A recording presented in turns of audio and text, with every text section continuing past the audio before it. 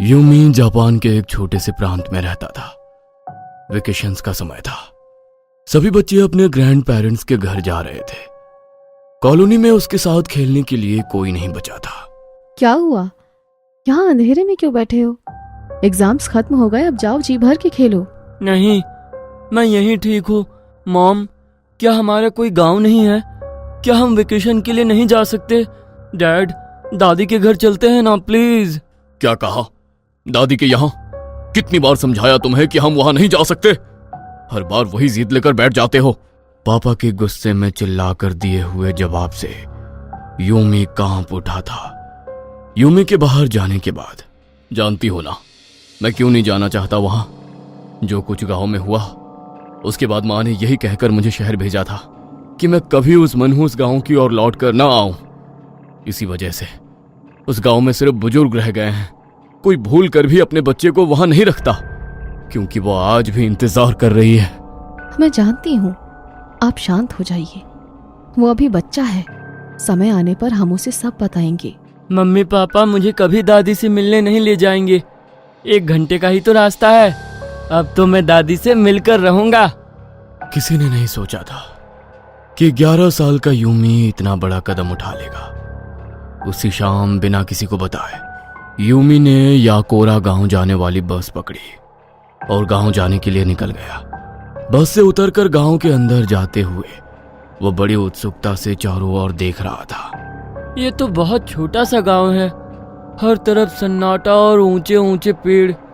कोई बच्चा भी नजर नहीं आ रहा। यूमी ने देखा चारों ओर घने पेड़ों से घिरा एक छोटा सा लकड़ी का मकान है, जहां एक बूढ़ी औरत आंगन में बैठी हुई है। दादी माँ, मैं आ गया। क्या तुम यहाँ अचानक कैसे आ गए? तुम्हारे मम्मी पापा कहाँ हैं? उन्होंने तुझे यहाँ आने कैसे दिया? दादी ने सवालों की झड़ी लगा दी थी और दादी के माथे पर पड़ती लकीरों को देखकर यूमी हैरान रह गया था। आपको अच्छा नहीं लगा दादी? मैं पहली बार आया हूँ और आप जरा भी खुश नहीं लग रही। पोते की बात सुनकर बूढ़ी दादी ने उसे गले से लगा लिया। नहीं नहीं, अंदर आओ। खुश क्यों नहीं होंगी? बस ख्याल रखना अपना, घर से बाहर नहीं जाना, समझ गए? दादी की बात सुनकर यूमी ने हाँ में गर्दन हिला दी। शाम के तकरीबन 7 बजे का समय था। आसपास घना अंधेरा छा गया था। 11 साल का यूमी बालकनी में बॉल से खेल रहा था। तभी उसकी बॉल नीचे आ गिरी। यूमी सीढ़ियों से नीचे उतरा। दादी रसोई में खाना बना रही थी। बिना कुछ कहे वो तेजी से घर से बाहर निकला और सामने पेड़ों के बीच गिरी अपनी बॉल को ढूंढने लगा। अचानक उसे ऐसा लगा जैसे पेड़ों के पीछे से कोई दौड़कर यहां से वहां गया है। यूमी ने चारों ओर नजर घुमाई। पेड़ के नीचे से उसे एक काला साया नजर आने लगा। कोई छिपा है इधर। कौन हो सकता है? यूमी छोटे छोटे कदम बढ़ाते हुए पेड़ के पीछे तक जाता है और जैसे ही वहां पहुंचकर देखता है तो उसे आसपास कोई नजर नहीं आता। कोई भी तो नहीं है। लगता है मुझे गलतफहमी हुई है। बॉल लेकर यूमी वापस ऊपर गया और फिर से खेलने लगा। बालकनी से अचानक उसकी नजर सामने पेड़ों की ओर गई। एक बार फिर उसे एहसास हुआ जैसे पेड़ के पीछे छिपकर कोई बार बार उसे देख रहा है। यूमी को थोड़ा अजीब लग रहा था। ना चाहते हुए भी बार बार उसकी नजर सामने लगे पेड़ों पर ही जा रही थी। अचानक उसने देखा पेड़ के पीछे से एक 8 फीट ऊंची आकृति बाहर आई, जिसने सर पर बड़ा सा हैट लगा रखा था और ठीक उसकी बालकनी के सामने आकर खड़ी हो गई। वो लगातार वहीं पर खड़े रहकर यूमी को घूर रही थी। तभी यूमी के कानों में एक अजीब और डरावनी आवाज सुनाई पड़ी। पो पो पो। अब यूमी को एक अजीब सा डर महसूस होने लगा था। उसके सारे बदन में चींटियां काटने जैसा एहसास होने लगा। दिल की धड़कन बढ़ गई और हाथ पैर कांपने लगे। वो दौड़कर नीचे आया और दादी से लिपट गया। क्या हुआ? घर की याद आ रही है? दादी, बाहर कोई है। मैंने पेड़ के पीछे कुछ देखा। कुछ बहुत अजीब सा। उसकी सर पर हेड थी और वो अजीब सा आवाज निकाल रही थी। और ऐसा लगा जैसे मेरा पूरा शरीर जकड़ गया है और पूरे शरीर में एक साथ सैकड़ों चींटियां काट रही हैं। यूमी की बात सुनकर दादी के चेहरे का रंग उड़ गया। क्या? कैसी आवाज? मैं नहीं बता सकता, वो कुछ अजीब ही था, पोपो जैसा। ध्यान से सुनो, किसी के लिए भी दरवाजा मत खोलना। तुम अंदर रुको, मैं देख कर आती हूँ। दादी घर से बाहर निकल गई। उसने आसपास घूर कर देखा और फिर अंदर लौट आई। आपको कोई दिखा क्या? वो बहुत लंबी सी हैट वाली काली परछाई। कोई नहीं है, तू आराम से सो जा। लगता है डर गया है। जब हवा बांस से होकर गुजरती है तो अजीब आवाज आती है, उसी से डर गया होगा। दादी की बात सुनकर यूमी को थोड़ा हिम्मत जरूर मिली थी, लेकिन उसके मन में अभी भी कई सवाल घूम रहे थे। किसी तरह ये रात बीत गई थी। अगली सुबह दादी थोड़ी बदली बदली नजर आ रही थी। आज उन्होंने ना घर की सफाई की, ना खाना बनाया, ना ही रोज की तरह आज उन्होंने यूमी से कोई बात की। बस बेचैन होकर कमरे में यहां से वहां टहलती रही। ये दादी को क्या हुआ है? मुझसे कुछ छिपा रही हैं क्या?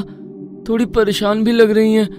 क्या दादी ने सच में रात में बाहर किसी को देखा नहीं, या बस मेरा मन रखने के लिए झूठ बोला? यूमी अपने कमरे में बैठा एक किताब पढ़ रहा था। तभी उसे महसूस हुआ उसके कमरे के बाहर कोई चहलकदमी कर रहा है। दादी माँ, आप हो क्या? यूमी के पूछने पर आवाज शांत हो गई थी। अगले ही पल फिर से उसे किसी के कदमों की आवाज सुनाई पड़ने लगी। दादी माँ, बोलिए ना, आप ही हो ना? यूमी के पूछने पर भी कोई जवाब नहीं आ रहा था। अभी वो कमरे के बाहर से आ रही आवाजों से परेशान था कि अगले पल उसे खिड़की के कांच को जोर जोर से पीटने की आवाज सुनाई देती है और उसी के साथ दरवाजे पर भी जोर जोर से ठक ठक होने लगती है। दरवाजे पर कोई है, खिड़की पर भी कोई है, लेकिन है कौन? दादी तो अकेली रहती हैं, फिर दोनों जगह एक साथ दादी तो नहीं हो सकती, और बार बार पूछने पर जवाब भी नहीं दे रही। तभी यूमी को खिड़की के कांच पर एक परछाई नजर आई जिसने बड़ा सा हैट लगा रखा था। ये तो वही हैट वाली लंबी औरत है जो मुझे बाहर दिखाई दी थी। मतलब वो मेरा वहम नहीं था, सच में वहां कोई था। अचानक उसे फिर से पो पो पो की आवाज सुनाई देने लगी। यूमी ने अपने कानों पर हाथ रख लिया और जमीन पर बैठ गया। उसे कुछ समझ नहीं आ रहा था कि वो क्या करे। डर के मारे उसका शरीर बुरी तरह कांप रहा था। कुछ देर बाद आवाज आनी बंद हो गई, लेकिन अब वो इतना ज्यादा डर चुका था कि अपने कमरे से पांव बाहर निकालने तक की हिम्मत उसमें नहीं बची थी।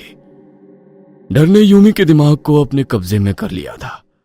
हर छोटी सी आहट पर उसका दिल कांप रहा था। ऊपर से बार बार यूमी के पुकारने पर भी दादी एक बार भी उसके कमरे में नहीं आई थी। रोते रोते यूमी बिस्तर पर सो गया था। अचानक उसे महसूस होता है कि उसकी दादी ने आकर उसे झुंझीर कर उठा दिया है। क्या हुआ दादी? चल। दादी ने उसका हाथ पकड़ा और उसे घर से बाहर ले जाने लगी। लेकिन कहाँ? दादी ने उसकी बात का जवाब नहीं दिया और उसे घर ले जाकर एक अंधेरी झोपड़ी में धक्का दे दिया। यूमी जमीन पर गिर पड़ा। जब तक वो खुद को संभाल कर उठ खड़ा हुआ, दादी दरवाजा बंद करके जा चुकी थी। दादी ये कहाँ लाई हो मुझे? एकाएक उसके कानों में फिर से वही पोपो वाली डरावनी आवाज सुनाई देने लगती है। यूमी डर से रोने लगा था। दादी खोलिए ना, दादी मुझे डर लग रहा है दादी। तभी उसे अपने माथे पर कुछ चिपचिपा पदार्थ टपकता हुआ महसूस होता है। वो गर्दन उठाकर देखता है तो उसी छत से उल्टी लटकती एक डरावनी औरत नजर आती है। उसके सर पर हैट थी, चेहरा सफेद और आंखों की जगह गहरे काले गड्ढे थे। यूमी ने अपने हाथों की ओर देखा, वो खून में सने हुए थे। यूमी के मुंह से चीख निकल पड़ती है।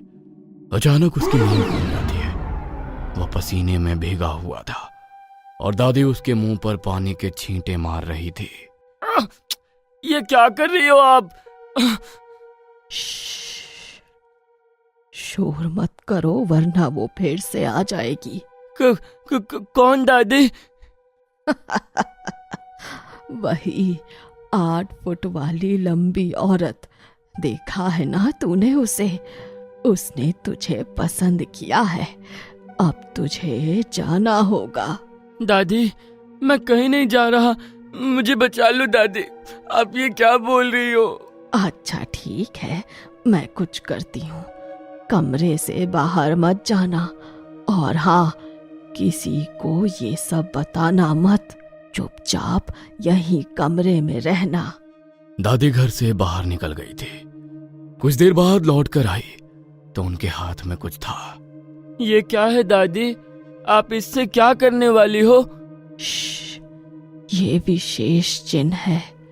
अगर मैं इसे तेरे कमरे के बाहर बनाऊंगी तो वो यहाँ नहीं आएगी। बस एक दिन, और फिर सब सही हो जाएगा। दादी की ठहरी हुई आवाज और पथरीली सी आंखें यूमी को अब अजीब सी उलझन में डाल रही थी। लेकिन वो एक छोटा बच्चा था और इस समय वो खुद को बिल्कुल असहाय महसूस कर रहा था। दादी के सिवा वो और किसी पर भरोसा नहीं कर सकता था, इसलिए जैसा दादी ने कहा उसने वैसा ही किया। आज तीसरा दिन था। यूमी कमरे में अकेला था। तभी उसे बाहर खिड़की से एक आवाज सुनाई दी। यूमी, यहाँ आओ, जल्दी करो। यूमी के जवाब ना देने पर अचानक उसे कमरे की खिड़की पर जोर जोर से दस्तक सुनाई देनी शुरू हो जाती है। जल्दी मेरी बात सुनो वरना मैं तुम्हें बचा नहीं पाऊंगी। ये आखिरी मौका है। यूमी ने महसूस किया ये तो कोई जानी पहचानी आवाज है। डरते हुए वो खिड़की के नजदीक आया तो तेज आवाज के साथ खिड़की अपने आप खुल गई। मैं दादी हूँ बेटा, घबराओ मत। बाहर आओ, मैंने पंडित से पूछकर टोटका किया है। हमें जंगल में जाकर ये करना होगा। जल्दी बाहर आओ। मैं तो डर ही गया था दादी, मुझे लगा फिर से वो आ गई। ठीक है, मैं आता हूँ। यूमी कमरे से बाहर ही जा रहा था कि तभी उसका फोन बजने लगता है। यूमी बेटा, तुम ठीक तो हो ना? तुम्हारी माँ को बुरा सपना आया और दादी भी फोन नहीं उठा रही। यूमी अपने पापा को सारी बातें बता देता है। क्या कहा? इतना सब हो गया और माँ ने तुझे अभी तक पुजारी को नहीं दिखाया? क्या घर में कोई पुजारी आया था? नहीं, बस दादी ने कुछ अजीब सी आकृति बनाई है सफेद रंग से। कहा इससे वो मेरे पास नहीं आएगी। मुझे कुछ ठीक नहीं लग रहा। तुम खुद को कमरे में बंद कर लो। चाहे कोई भी बाहर आने को कहे, तुम बाहर मत आना, चाहे तुम्हारी दादी ही क्यों ना हो। तुम जानते नहीं यह सब क्या है। लेकिन पापा, दादी खिड़की से मुझे बाहर बुला रही हैं। कहती है जंगल में जाकर टोटका करना होगा। कोई टोटका नहीं रोक सकता उसे। ये सब उसकी चाल है। तू जानना चाहता था ना कि मैं यहां क्यों नहीं आता? सुन, कई साल पहले जब मैं एक 7 साल का छोटा बच्चा था, हमारे गांव में एक औरत रहती थी जिसकी लंबाई 8 फीट थी। लोग उसकी लंबाई का मजाक बनाते थे और उससे बात नहीं करते थे। गांव की औरतें कहती थीं कि इतनी लंबी औरत होना एक अभिशाप है। उसके आसपास रहना मतलब अनिष्ट को बुलाना। इसलिए गांव के लोगों ने उसे बॉयकॉट कर दिया था। वो अकेली रहती और अक्सर अंधेरा होने के बाद जंगल की ओर जाती। एक दिन गांव में लोगों ने अफवाह फैलाई कि वो औरत काला जादू करती है, इसलिए रात में जंगल जाती है। अब तो गांव के लोग उसकी परछाई से भी घबराने लगे थे। एक दिन गांव में कोई बच्चा गायब हो गया। गांव के लोगों ने बताया कि दिन ढले वो औरत भी जंगल की ओर गई थी। पूरे गांव में खबर फैल गई कि हातिशा कुसामा ने ही अपने काले जादू के लिए बच्चे की बलि दी है। वो कहती रही वो बेगुनाह है, लेकिन कोई नहीं माना। उसे आधी रात को ही गांव से बाहर निकाल दिया गया। अगले दिन उसकी लाश जंगल में मिली, जो बहुत बुरी हालत में थी। शायद गांव वालों ने उसके साथ कुछ बहुत बुरा किया था। कहने को तो वो मर गई थी, लेकिन उसकी आत्मा ने ये गांव कभी नहीं छोड़ा। वो छिपकर गांव के बच्चों को देखती और जिसे अपना शिकार चुनती उसे तीसरे दिन ले जाती। जिसे हाची दिखाई देती, तीसरे दिन वो ऐसे गायब हो जाता कि आसमान पाताल एक करने पर भी कोई सुराग ना मिलता। एक एक करके कई बच्चे गायब होने लगे। तब से इस गांव में एक भी बच्चा नहीं है। सभी ने अपने बच्चों को यहां से दूर भेज दिया। जिसे तुमने देखा वो हाचिशा कुसामा ही है। आज तीसरा दिन है, वो तुझे लेने आई है। मुझे ऐसा लगता है उसने माँ को भी अपने बस में कर लिया है। जो निशान माँ ने बनाए उन्हें हटा दो और अपने कमरे के चारों ओर नमक से एक रेखा बना लो। हम 1 घंटे में वहां पहुंच जाएंगे। पापा के कहे अनुसार यूमी ने खुद को कमरे में कैद कर लिया और नमक से अपने कमरे को सुरक्षित कर लिया। जब उसके मम्मी पापा वहां आए तो उन्होंने देखा कि दादी का शरीर सामने के पेड़ में एक बड़ी सी शाखा से लटका हुआ था। उनके सीने में लकड़ी धसी हुई थी और चारों ओर खून बिखरा हुआ था। आज आखिरी रात थी, यानी कि आज की रात वो यूमी को ले जाने की कोशिश जरूर करेगी। ये बात समझते हुए यूमी के पापा ने मां को उसी हालत में छोड़ दिया। उन्होंने दौड़कर यूमी के कमरे के हर कोने पर ताबीज बांधे। पूरी रात उसके कमरे के बाहर पहरा दिया, जिसके कारण वो वहां नहीं आ सकी। किसी तरह वो डरावनी रात तो बीत गई, लेकिन अगली सुबह दादी के अंतिम संस्कार से पहले ही यूमी को लेकर उसकी मां शहर के लिए निकल गई थी, क्योंकि कहते हैं वो अपने शिकार को लेने वापस जरूर आती है।